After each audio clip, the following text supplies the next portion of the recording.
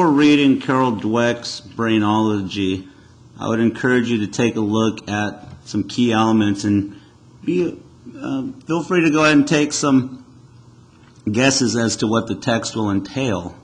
And perhaps such things, for example, looking at the title where it says Brainology, along with the subtitle saying transforming students' motivation to learn, and the fact that it was published back in winter of 2008.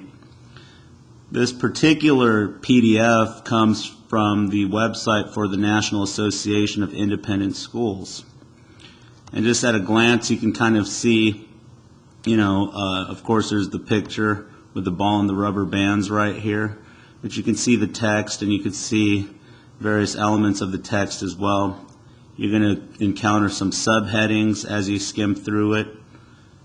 including such things as mindsets and achievement on the first page, and you'll see that one one sentence is drawn out and in bold letters right here, where it says, "It is the belief that intelligence can be developed that opens students to a love of learning, a belief in the power of effort, and constructive, determined reactions to setbacks." Now, usually there's some biographical information that's provided, and I would always encourage you to read the bio of any author you're going to read, and you'll see that more given whatever textbook or reading handout you're given. However, for this particular one, you'll see it on page 5.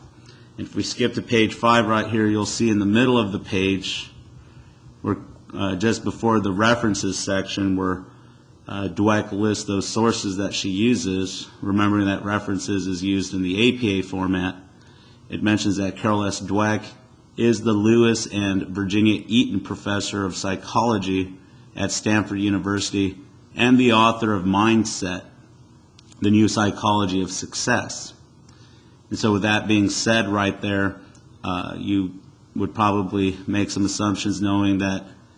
given that she's a psychology professor at Stanford University, you would probably imagine that,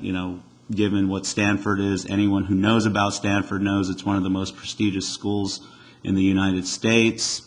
Also, too, seeing that she has published a book, and if you remember from our first page, the word mindset and achievement